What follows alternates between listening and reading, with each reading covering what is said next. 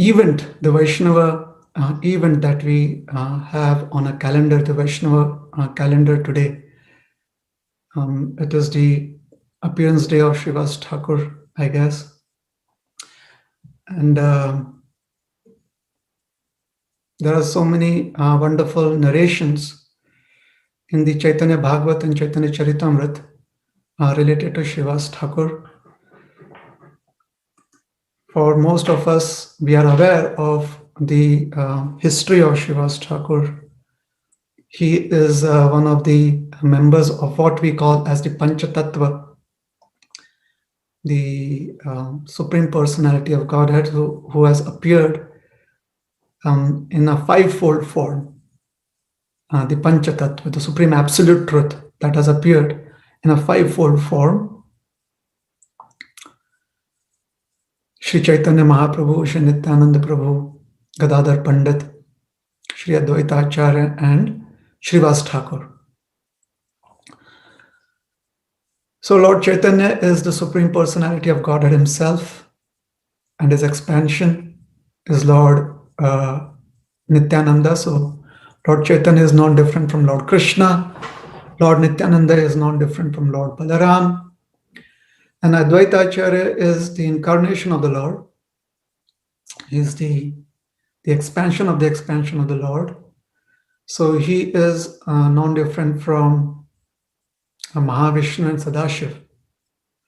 And then we have Gadadhar Pandit, who in Chaitanya Leela is non-different from Srimati Radharani. And finally we have Srivas Thakur. Srivas Thakur is the incarnation of a devotee. And amongst all the wonderful devotees who are eternal associates of the Lord, one of the most prominent ones is Narada Muni, and Srivas Thakur is non-different from Narada Muni, the perfect devotee or the incarnation of a devotee. So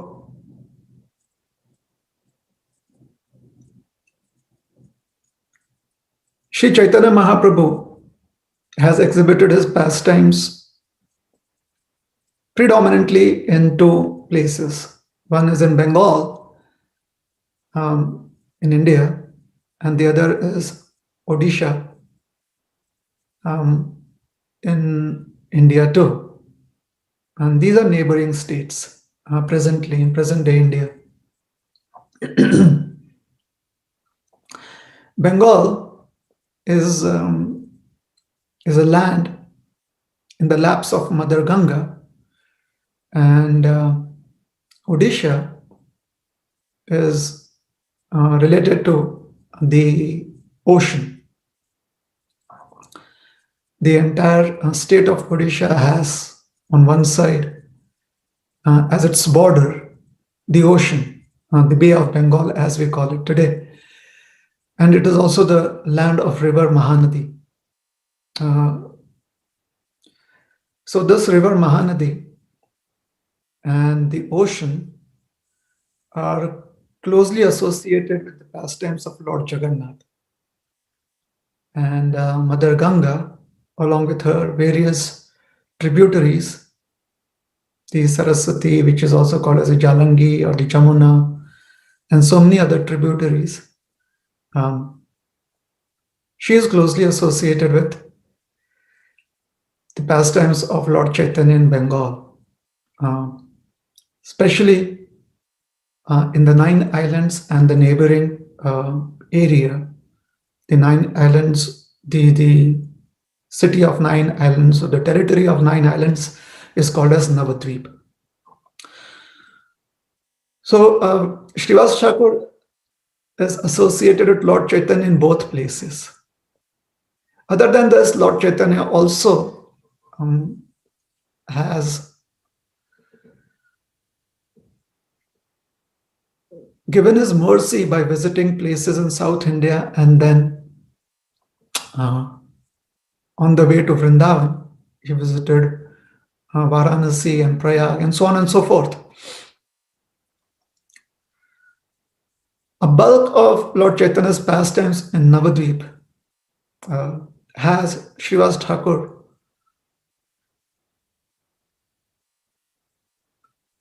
performing services for the Lord.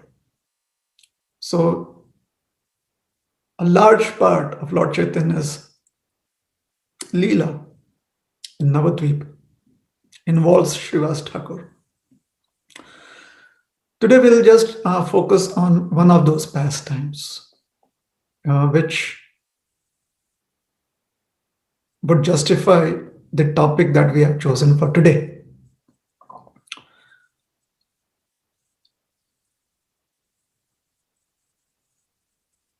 In the Puranas, there is the story of a Brahman and a crane. A crane, it's a bird that has a long beak, large size, so crane.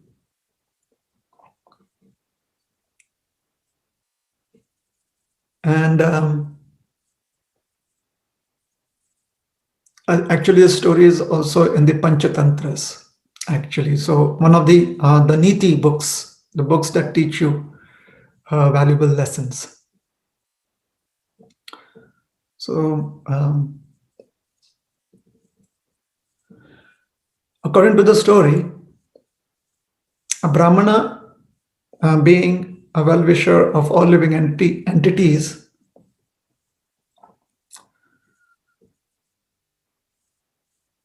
was a close friend of a crane.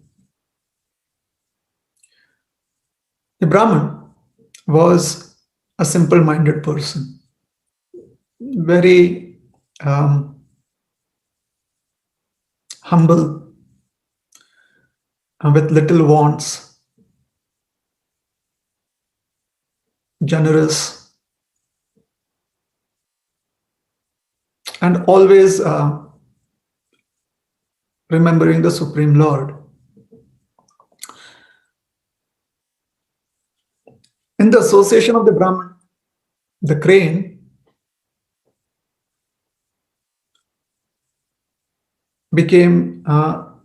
was also very much influenced by the nature of the Brahman. However, a crane, which is also called as, in Bengali, called as bagala. A crane very intuitively is duplicitous. Typically, that's how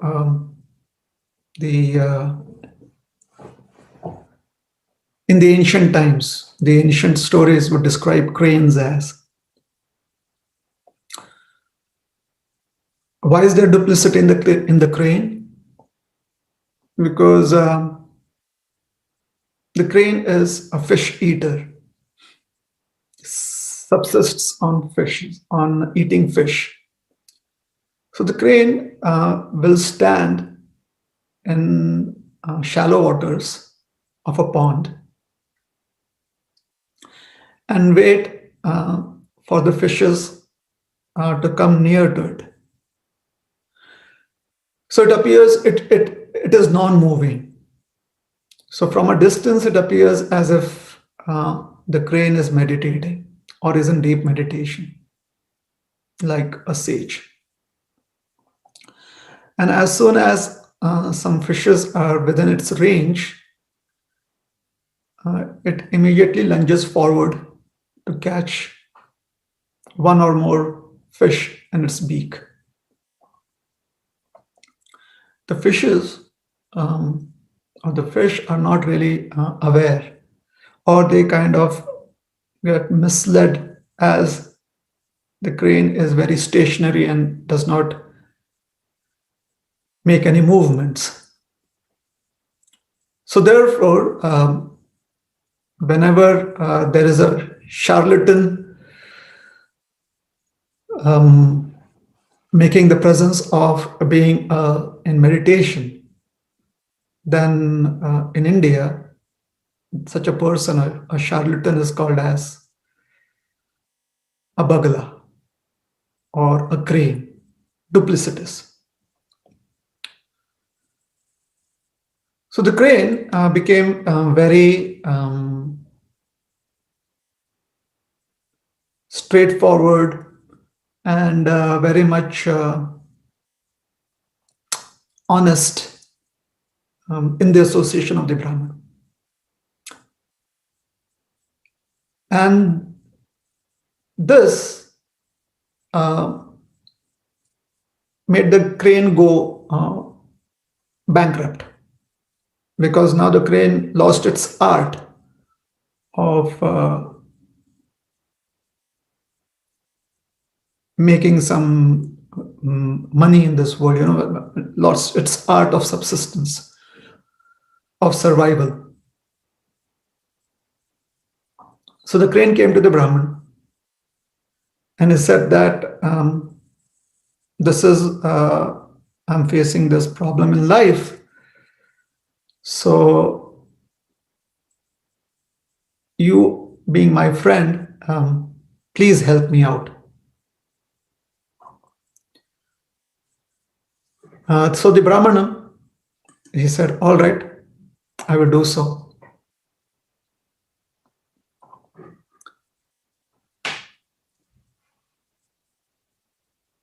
Since the Brahman was himself had very meager or no means of livelihood, would just subsist on whatever would be received through alms, through requesting people to give food and other necessities. So on his own, the Brahman did not have any means to help the crane.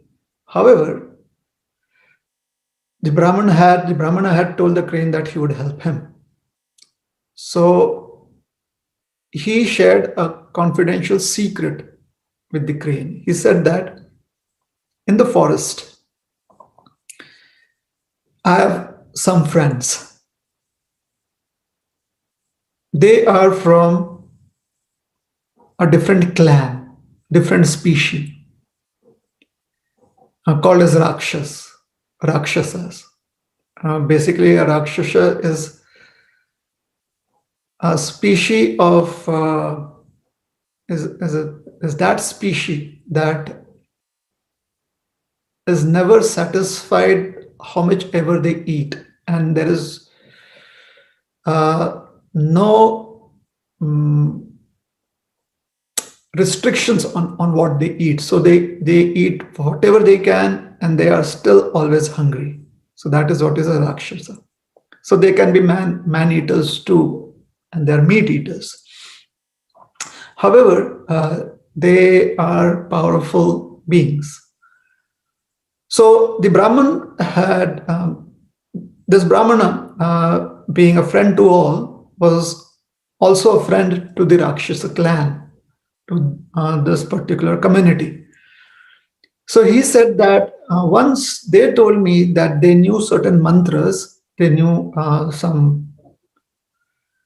they had some special techniques, mantras, which could make one very, very wealthy in life. And since you have lost your means of livelihood, why don't you go to the Rakshasas, to the Rakshas community, and please ask them that, tell them that you are my friend, and most probably they will share that mantra with you. So the crane goes into the forest, and as soon as the Rakshasas see the crane, they want to eat the crane, but the crane immediately shouts out that I am the friend of such and such Brahman. And the Rakshasas, they immediately welcome the crane and they are very friendly towards the crane. And they ask him that, what is the purpose of your visit? And the crane says that such and such is my problem. So my friend the Brahmana, he sent me to you, and I need your help. Please share that mantra with me. The Rakshasas did that. They shared the mantra with the crane. Now, as soon as the crane got the mantra, the crane knew that he could be the wealthiest person in the world. This is where his previous nature kicked in. The crane wanted to be the only rich person in the world, and therefore was not happy that the Brahmana could also know the mantra. So the crane goes back, it is quite late in the evening, and murders the Brahmana. So the Brahmana is dead. The Rakshasas have special abilities. They have mystical abilities, mystical qualities.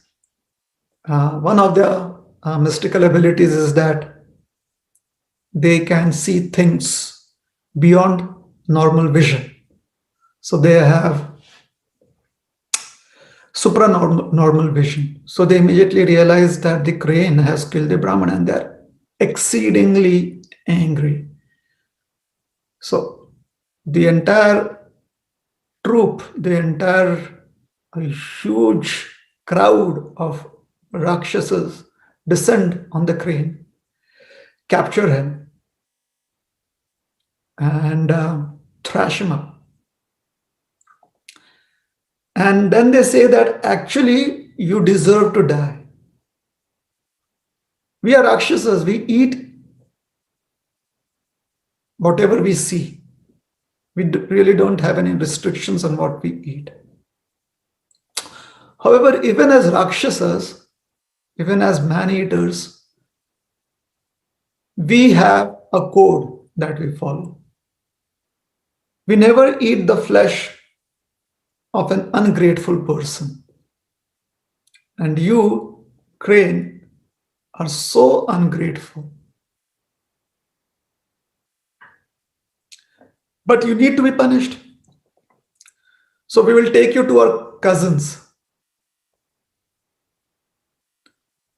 These, our cousins, they do not have they do not follow the codes that we have. So they are, amongst the Rakshasas, they are cannibals. So we will hand you over to them, and they will eat you up. So they go to their cousins who are unrestricted in their eating habits. They have no codes at all. And they tell them that this crane is food for you. You all eat up this crane, and we'll be very happy. So the cousins ask them that why would you not eat up the crane? And they say because this crane is an ungrateful person. And they tell the entire story of how their friend, the Brahman, was killed and murdered by the crane. So their cousins, they were very much taken aback, and they said that we cannot eat this person too. We cannot eat this crane too. And so the Rakshasas were completely shocked that why would you? I mean, what happened? And they said, well, actually, we have absolutely no codes amongst us. No, absolutely. We have no norms, no rules, except one. And that rule is that we never eat an ungrateful person. We never eat the flesh of an ungrateful person. So the moral of the story is that an ungrateful person is no one's friend. An ungrateful person is really looked down upon by all different species of life. Being grateful is always possible even for a miser. However, being ungrateful is unacceptable, or it is not really um,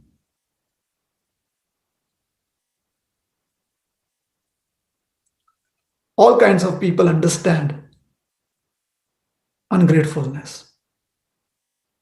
Even if one does not have any moral codes in life,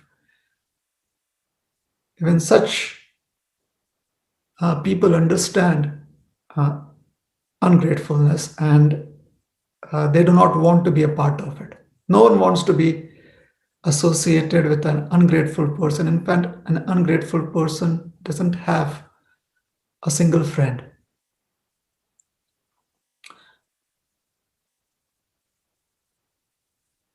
Because untrustworthy. So, gratitude is not just a wonderful gift, gratitude is an opportunity. Many times in life, there are many challenges, and it seems that being grateful could be a challenge. But a wise person has said that gratitude can never be a challenge. Gratitude is not a challenge, gratitude is a matter of choice. Because one does not need much resources, or actually, there is not any resources needed um, to be able to express gratitude. Just the very fact that we are alive is sufficient, or we are breathing is sufficient to be grateful in life. And because we breathe every single second, we have the choice to express gratitude every single moment. In the Srimad Bhagavatam, in the third canto, Lord Kapiladev, he is having a discussion with his mother, Mother Devahuti. And therein he says, Yene drisham gatimaso dashamasisha sangrahita purudayena bhavadrishena svenaiva tushyatu kritena sadinanatha ko nama tat prati vinanjalimasya koryat Yene drisham gatimaso dashamasisha sangrahita purudayena bhavadrishena. This is a prayer, or this is an expression made by an entity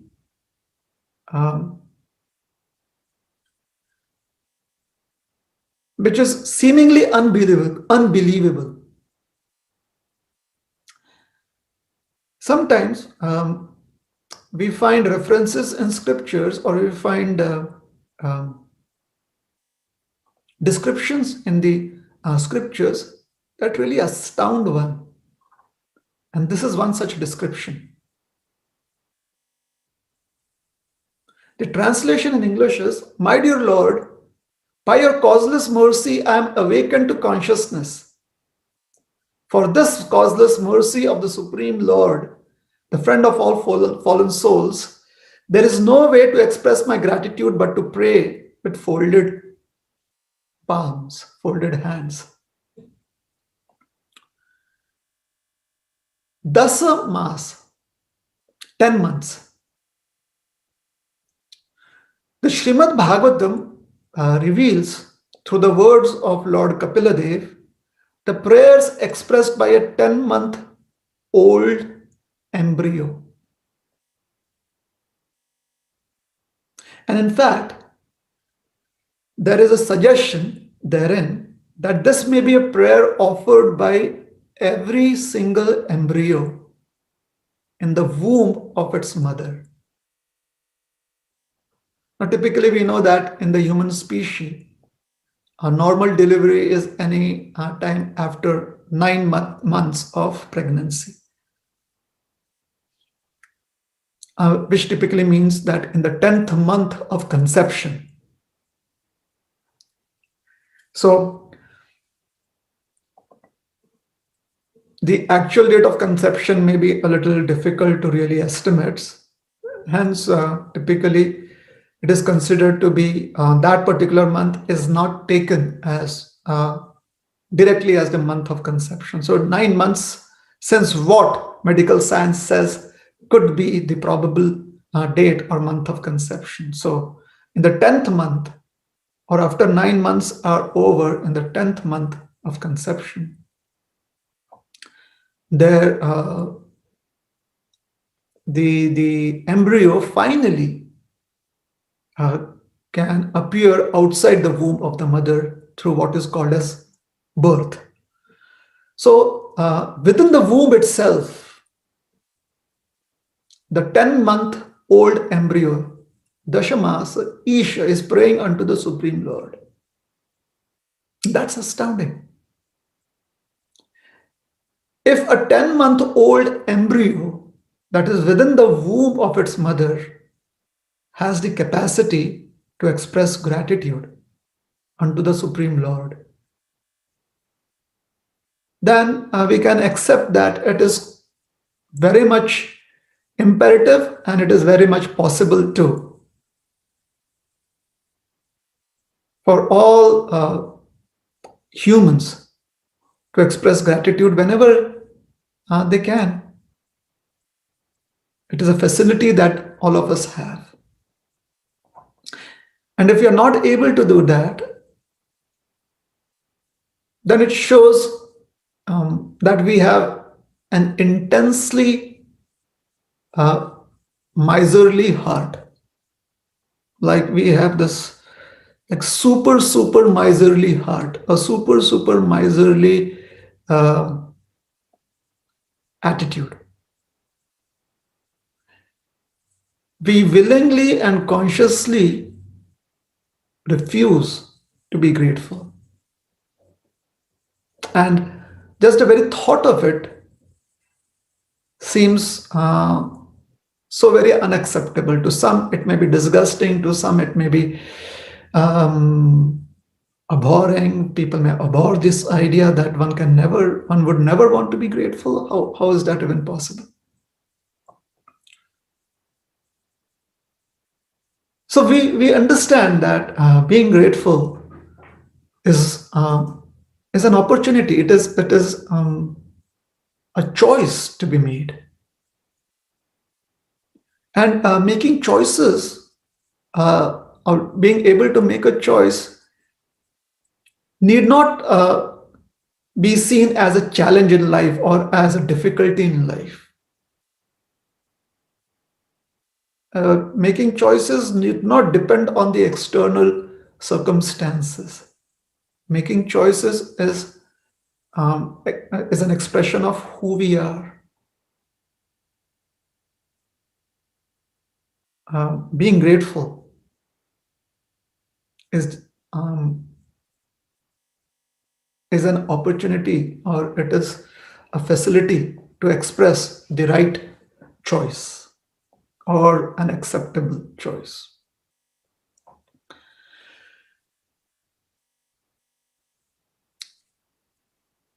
Recently, I was reading an article about a person that had spent about 30 years in prison on a false accusation, being involved in a very gruesome crime. False, when I say false, it meant that it seemed that circumstantial evidences were being framed to make him an accused. Nonetheless, the circumstantial evidence was strong enough to have him convicted for 30 years. And 30 years on, the Supreme Court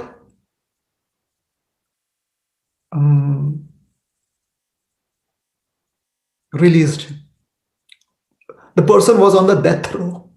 The Supreme Court released him as the case was again re-evaluated, and the evidence was found lacking. 30 years. This got some, this news made some presence in the media. And the person was asked to appear for so many interviews or talk shows. On being asked how he felt after being released from prison, after spending 30 years in prison, one of the statements that was there in the article, one of his statements, the inmate's statements was, "One does not know the value of freedom until it is taken away. People run out of the rain, I run into the rain. I'm so grateful for every drop, just to feel it on my face."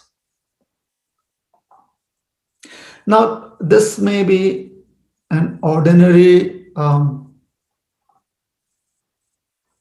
sequence of events.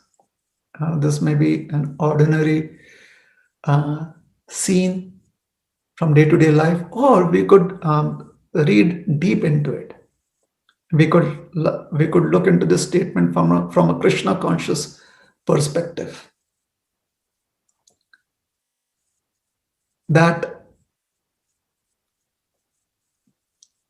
many times it feels that one needs some private space away from service to Krishna. Sometimes there's the idea that we can have some vacation time.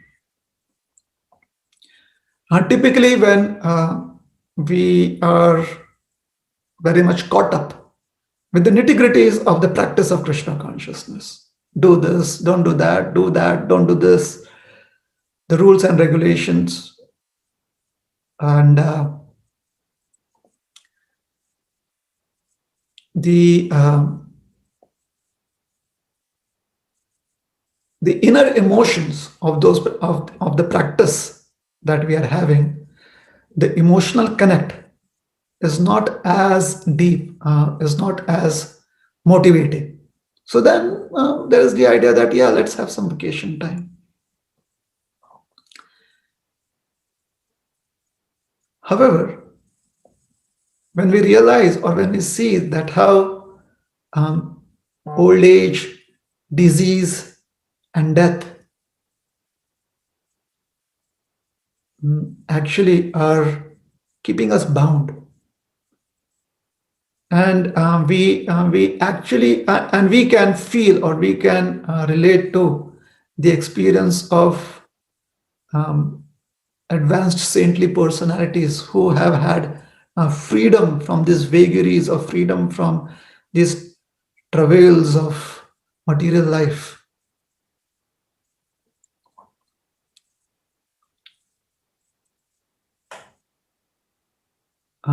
They are experiencing, these saintly personalities are experiencing an existence beyond the clutches of disease, old age, and death. Although the body is still caught up in it, they are experiencing a life that is beyond old age, disease, and death. Then their words are similar. That they never ever want to be away from Krishna. My dear Lord, the very thought of being away from you is devastating. Those are their words. Because they know the true value of freedom. And when we give up our misconception of freedom in this world, what is the misconception that we have? The misconception is that the body can actually provide enjoyment eternally. That is a misconception that we have. So when we are able to overcome that misconception, realize that the body is simply a means to achieve eternal happiness on the platform of the soul. Atma Triptasya. When we experience self satisfaction, we no longer are dependent on external things for satisfaction. Then we are grateful for every single drop of that experience. We are grateful for every single moment of the experience of being connected to Krishna. So, anyways, so a friend, the person who was convicted, had that to say. And in one of the interviews, as a follow-up question, the anchor asked him, "Are you not angry that they took away 30 years of your life? How can you not be angry?"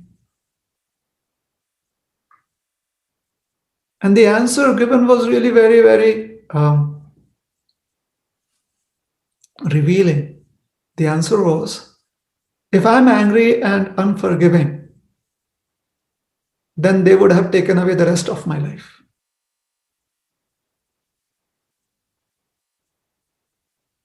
So that is what gratitude helps one have. Yes, yes, there have been so many events that really need to be addressed. Some of them are, and in certain people's lives, some of these events are so gruesome and they are so very punishable that they need to be addressed. So I'm not wanting to negate that. I'm not saying that one should just um, show the other cheek to someone that has hit you on one cheek. I'm not saying that. What I'm saying is, um, the expression of gratitude opens up doors that would otherwise remain closed. Doors to a different realm, a different level of existence. And if carefully studied, those levels of existence help you live this life a little better. And also, for those of us who believe in life after death, it helps us have hope or believe in a better life next time too.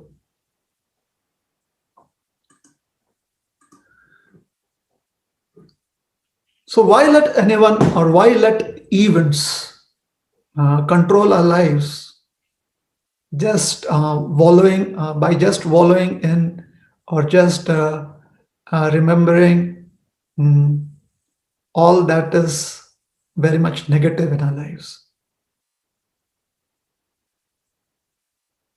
We can address those negativities. If needed, we take whatever moral or legal help or moral or legal steps that are needed. However, uh, we are careful not to let these events or the aftertaste of these events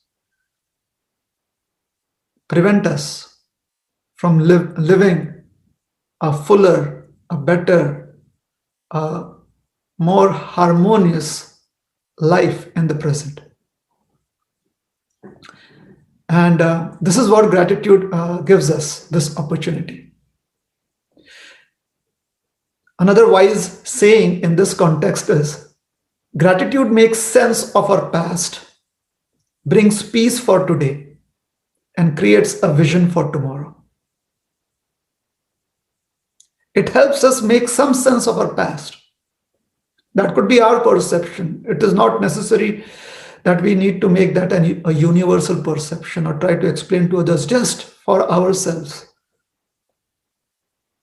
It makes us have some sense of our past, give us some explanation to why certain things happened. makes us peaceful in the present. It brings things to a closure, resolve it, and it creates a vision for tomorrow. There is a greater hope for tomorrow.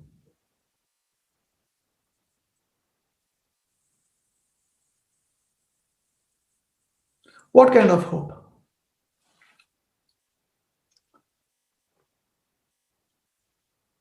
Another beautiful story that I read a few years ago was a person who helped a blind man. So there was a blind man um, sitting on the side street in a crowded area with a sign put up that I'm blind. So please help me. And so people uh, with those passers-by whose heart was or whose emotions were at that moment, at that given moment when they were passing by this blind man.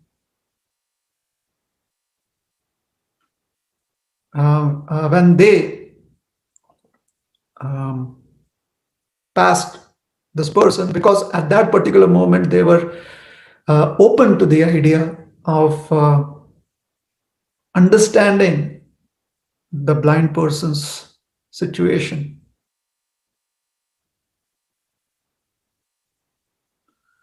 They reached forward and they offered some coins as donation.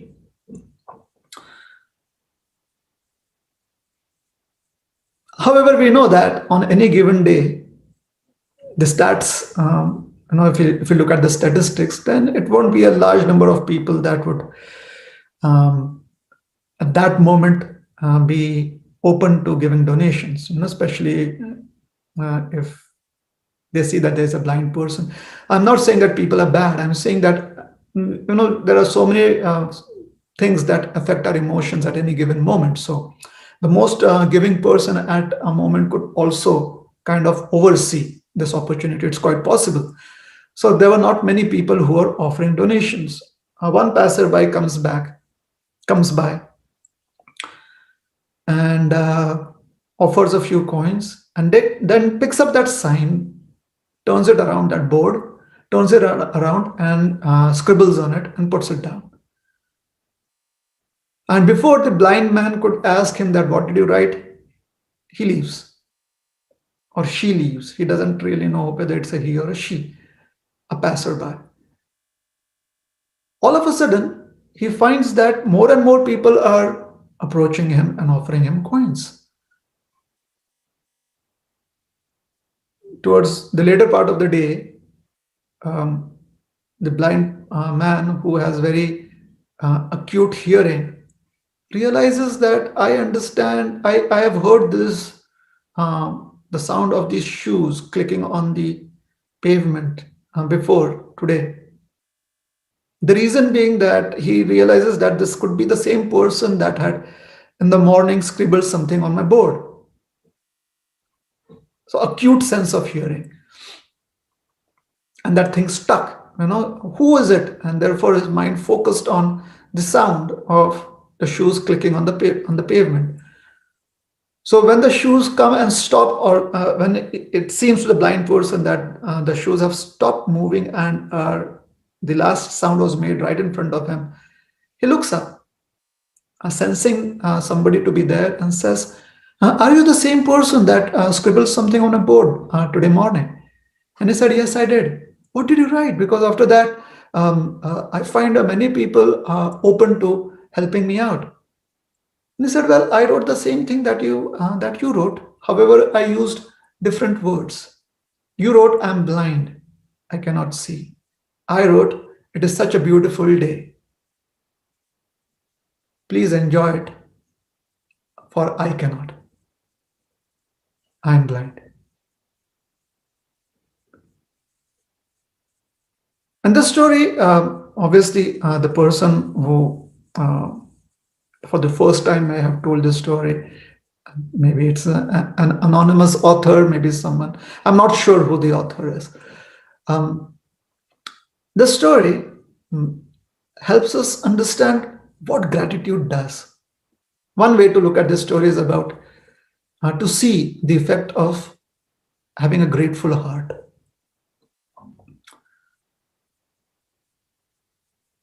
When people realize that they have something that someone else doesn't have, and they are made aware that they could be so grateful for it, then that awareness of gratitude wants them to share what they have with those that don't have it. And we can see that in the lives of so many saintly personalities, including our very own Srila Prabhupada. Srila Prabhupada was so grateful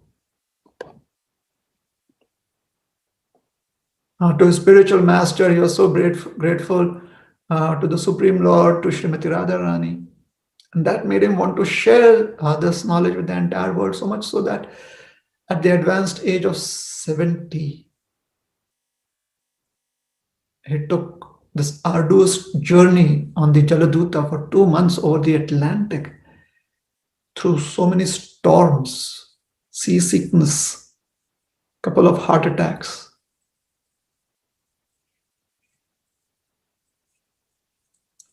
And then we find that poem that he wrote on the Jaladuta, Markine Bhagavad Dharma. If translated from Bengali to English, it would be the understanding of the absolute truth for the American people or for the land of America. Markine Bhagavad Dharma.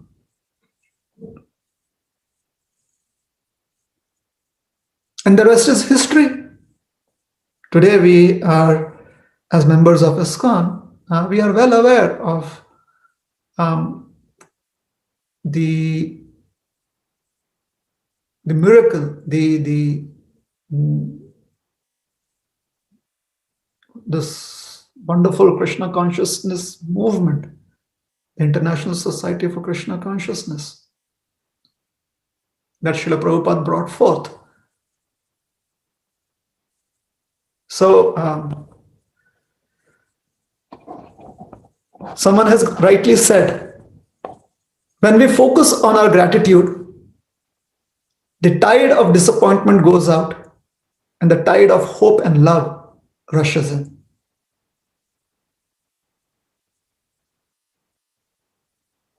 So there is hope.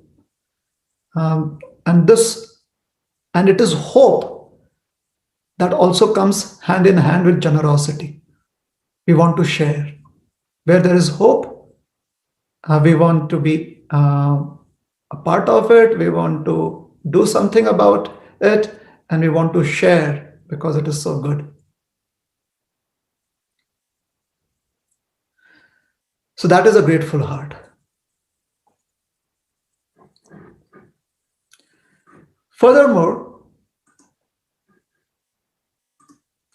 in today's times,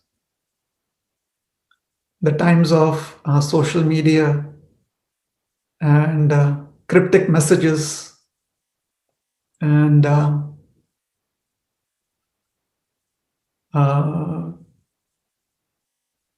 so many images. If we were to represent gratitude wherever and whenever it is expressed, then it would be a happy smiley face. In fact, we would see that the expression of gratitude would paint a happy smiley face on everything that it touches.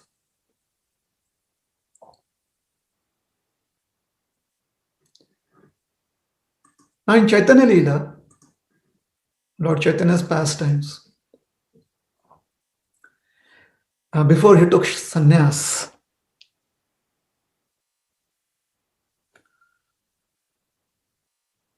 Lord Chaitanya had inaugurated the congregational chanting of the holy names in the courtyard of Srivas Thakur. So Srivas Thakur had a big house and a huge courtyard. In Bengali, a courtyard is called as an angan.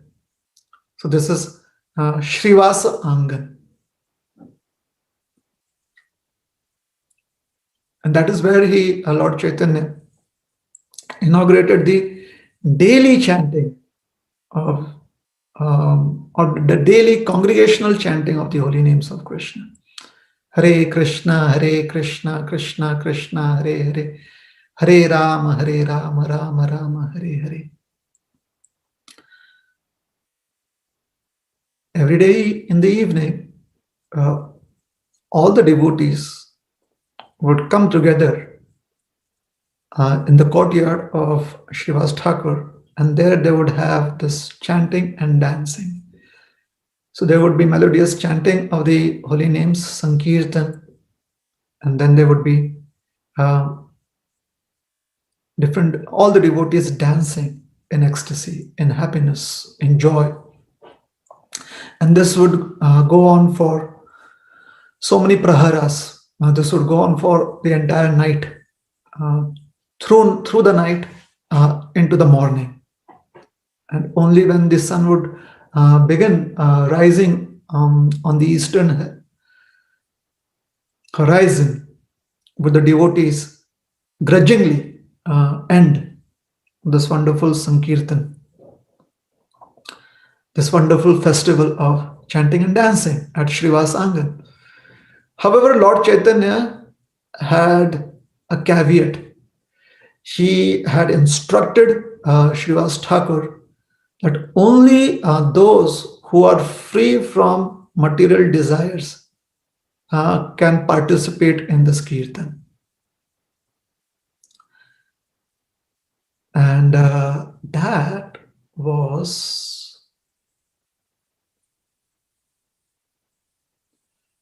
a very, very grave instruction.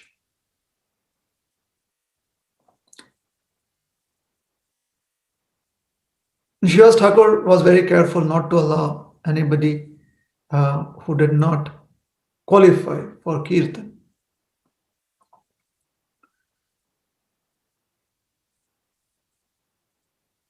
And since it was only the company of devotees who had very, very clear consciousness, Lord Chaitanya would be extremely happy. And he, along with Lord Nityananda and Advaita and other devotees like Murari and Vakreshwar and so many others, Shuklambar, they would all be there chanting and dancing with Lord Chaitanya.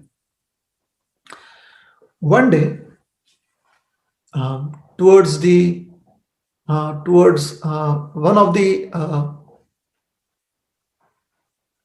one particular part of the kirtan, since it was a huge courtyard, from one particular corner there was a commotion heard, a small commotion. And it was being noticed by that section of devotees. Srivas Thakur happened to be close to that area. This area was very close to the house. So there was the house of Srivas Thakur and the outside courtyard. And because of these social norms of those times, the ladies would stay inside the house and the male members would be outside in the courtyard. So Srivas Thakur noticed that there was some disturbance, and Lord Chaitanya and Lord Nityananda were in another part of the courtyard and seemingly unaware of this disturbance. So Srivas Thakur decided to address what the disturbance was. So he goes inside the house, and there he realizes that his only son and only child, Shriyas Thakur had one son who was a teenager, was about 14, 15 years old. So that and wonderful, wonderful child. So his only child, his only son, had died, natural death.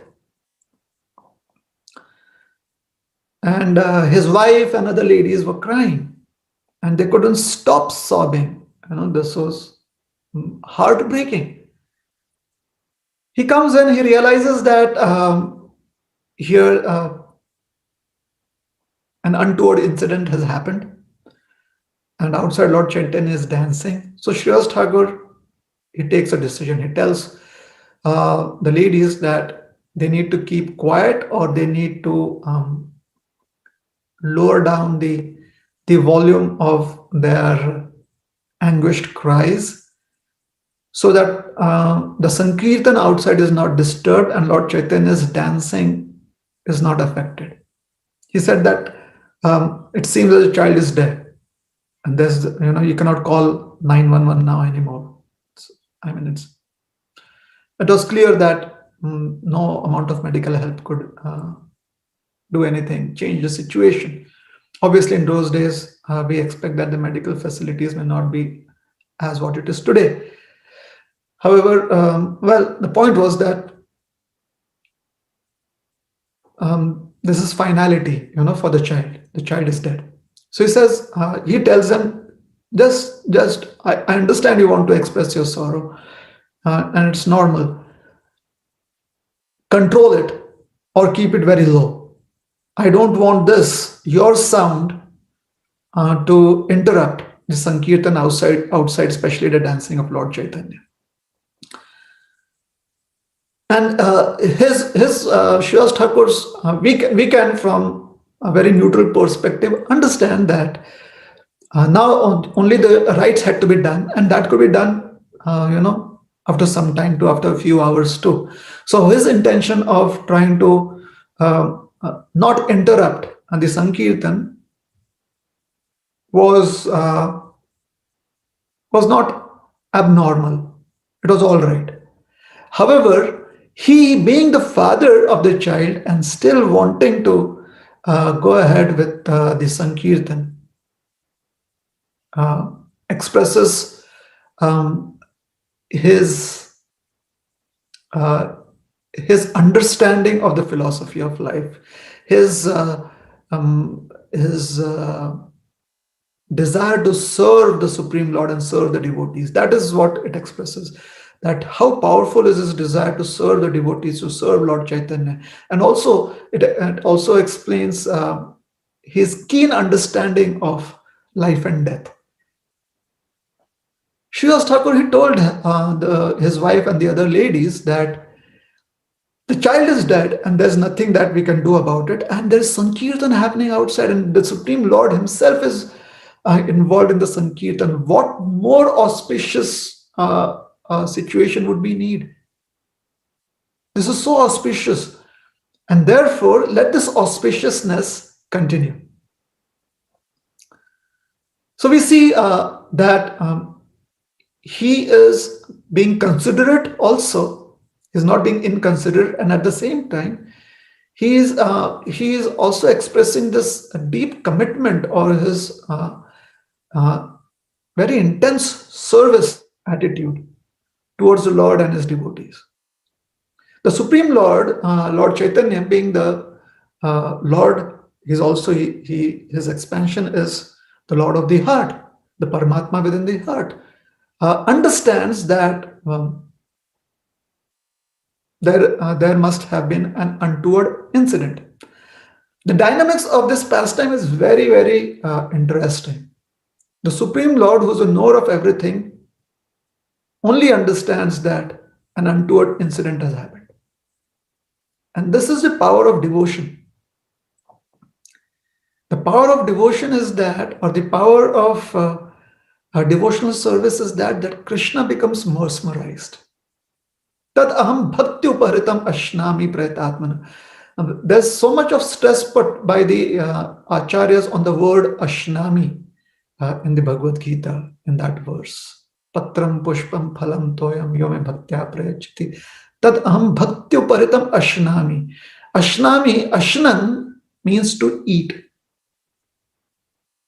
This is a very active process. Eating is an active, it is an activity in reciprocation to hunger. Eating is not just an emotional expression, an expression of emotion or an expression of one's mental status. No, it is an expression of the senses.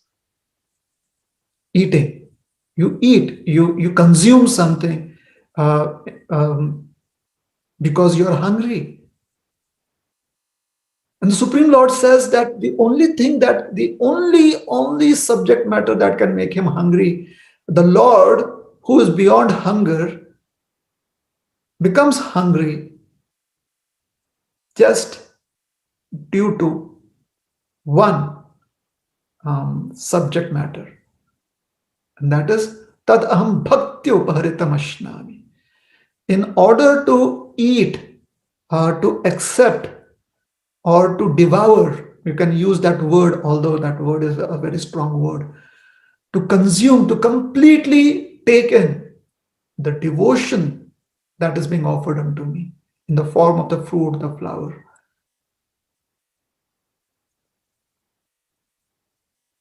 It creates hunger within me, and accepting that devotional service, accepting that devotion that has been offered, satisfies the hunger. So the offering of devotional service creates hunger within the Lord, and acceptance by the Lord satisfies his hunger. This is the dynamics of bhakti. This is how bhakti is played out between the servant, the master, and the act of service. So powerful is devotional service that Lord Chaitanya understands that something untoward has happened. And why does he understand something untoward has happened? Because his devotee's life has been affected. Srivas Thakur's life has been affected. Srivas Thakur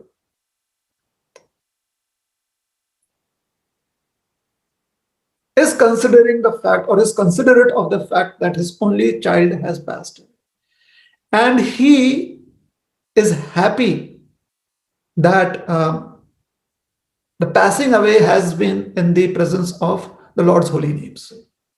So there is the understanding of the child's passing away, and that is that experience that the devotee has is noted by the Lord. And then there is the happiness, or there is the resolution that what better way of leaving one's body than when the holy names of the Lord is being chanted. So that is the resolution of that. So this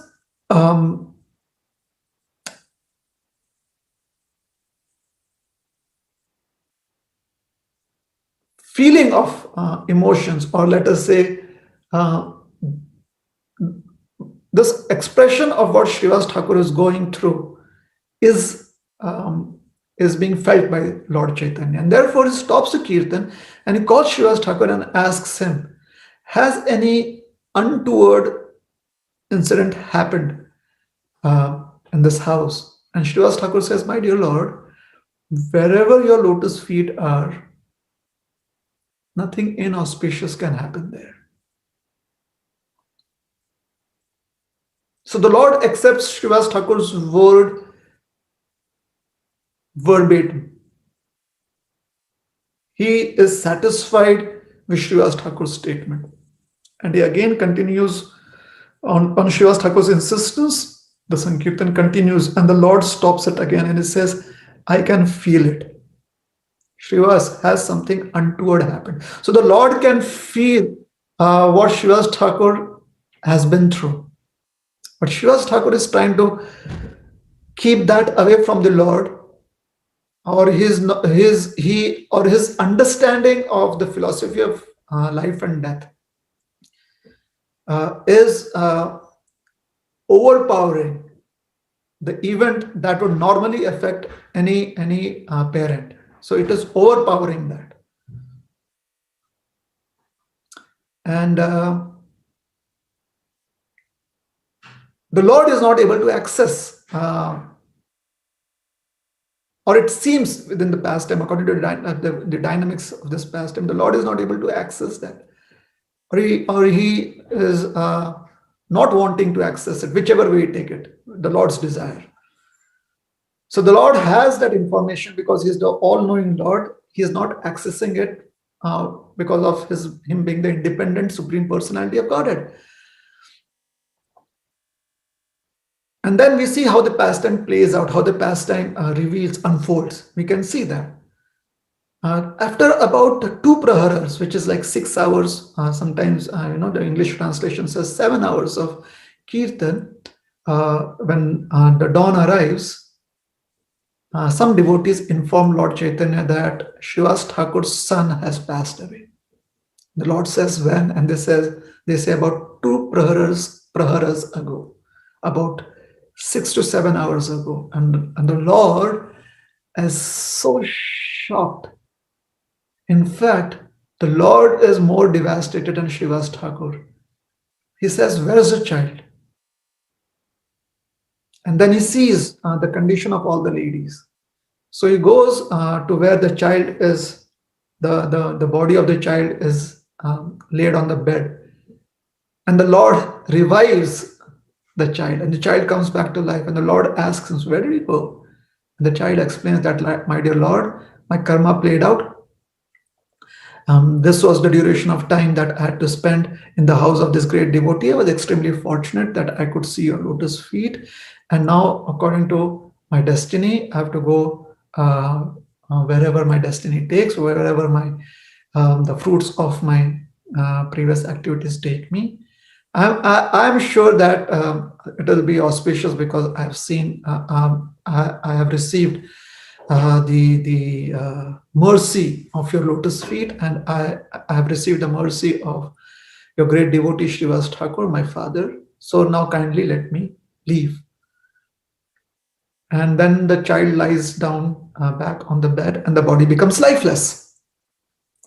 When all the ladies of the house and the other devotees see this happen, their heart is relieved. They already know that the body is going to die. The body is fallible. They know this. It is just the affection that they had for the child that was making them feel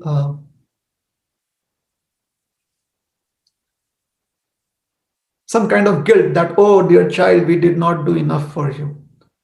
And then the child expresses that by the mercy of Lord Chaitanya, the child expresses that it was all according to the child's karma. So that kind of brings closure it kind of helps heal them from this feeling of guilt.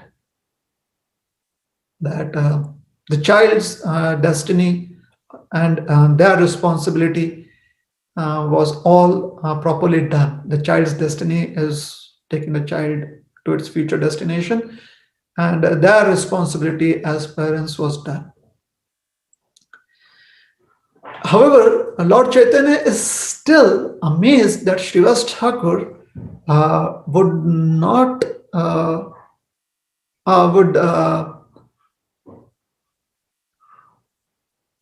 want the kirtan to continue, and he would not want to disturb. Lord Chaitanya was amazed that Srivas Thakur would not want him to be disturbed in his chanting and dancing. So, because of that, the Lord was so overwhelmed that in the Chaitanya Bhagavat, Vrindavan Das Thakur writes in Bengali very beautifully the Lord's expression of his feelings. He through his words, he expresses the Lord's heart. Eshab Shanshar Dukha Tomara ki Daya E Tomare Dekhe Saha Kabhu Nahi Paya Ami Nityananda Dui Nandana Tomara Chitte Tumi Vitha Kichu Na Bhaviha Ara. The translation is, the miseries of material existence do not affect you, even one who sees you is not affected by such miseries. Nityananda and I are your two sons. So you should no longer feel any grief in your heart.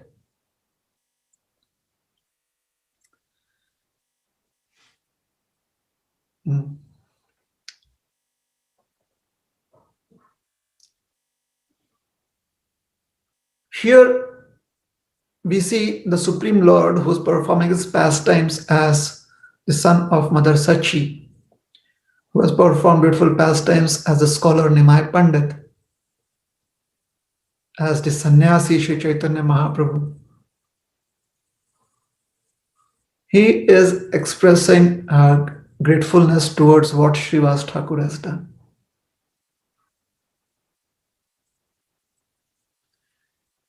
And when we say a magnet for miracles, the topic, the reason I was inspired to choose this topic is because I read a quote which was very inspiring. And the quote is, "A grateful heart is a magnet for miracles."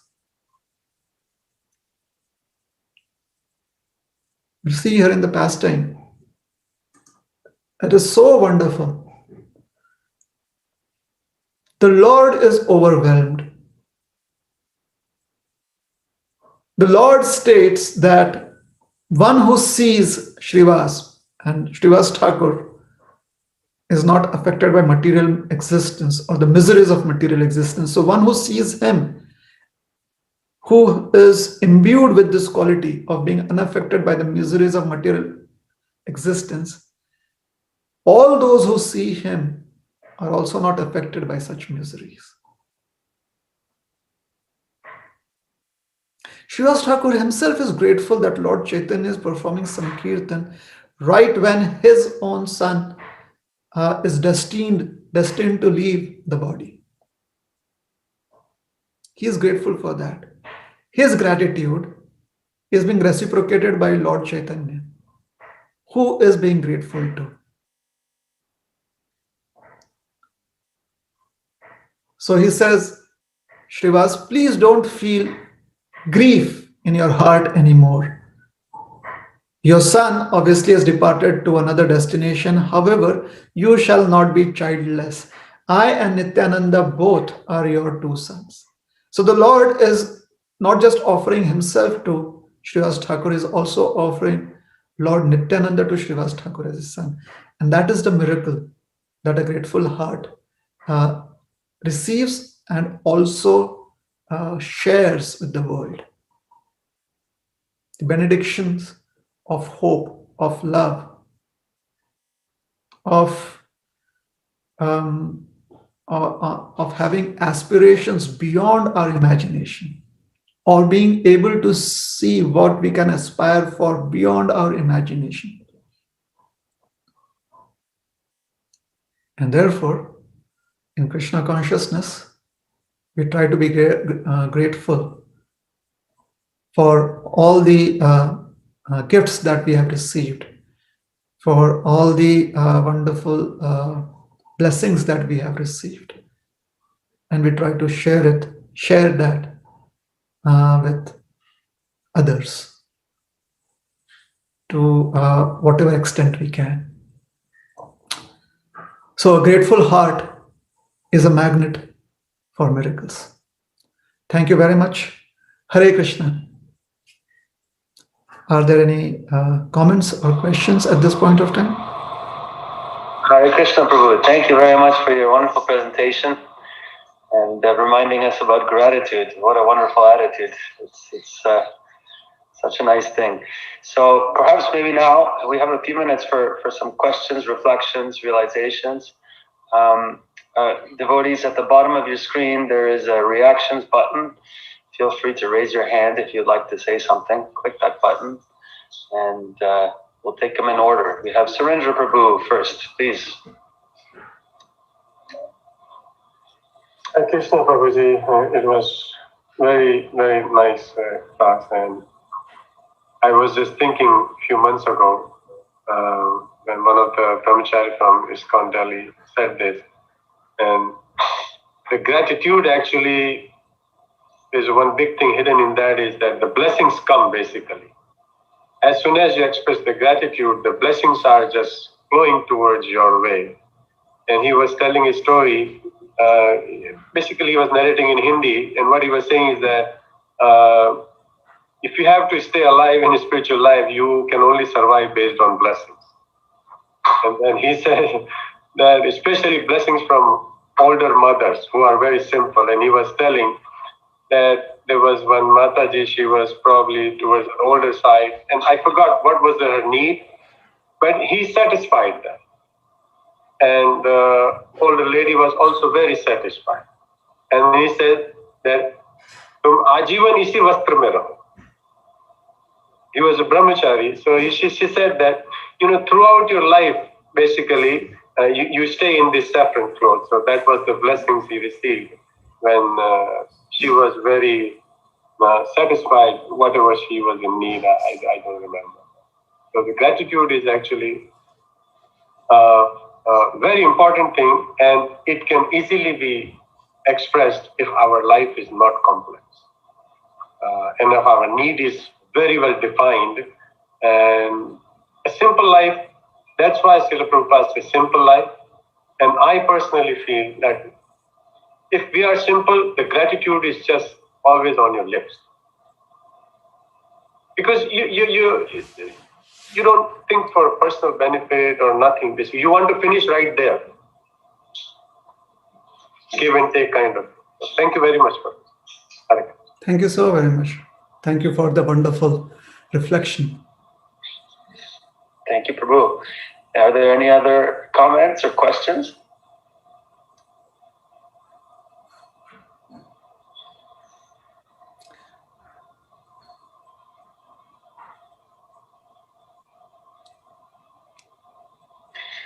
So maybe if I could maybe ask one question, Prabhu.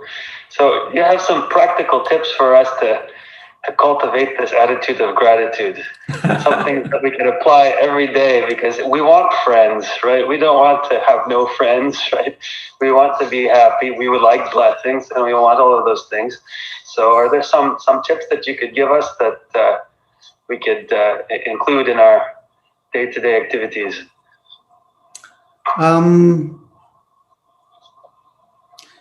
Krishna Dalal Prabhu, you are definitely quite qualified to answer your own question, and I'm sure that you are already practicing this. So are so many other devotees. Practical tip for most of us, maybe every day when we wake up,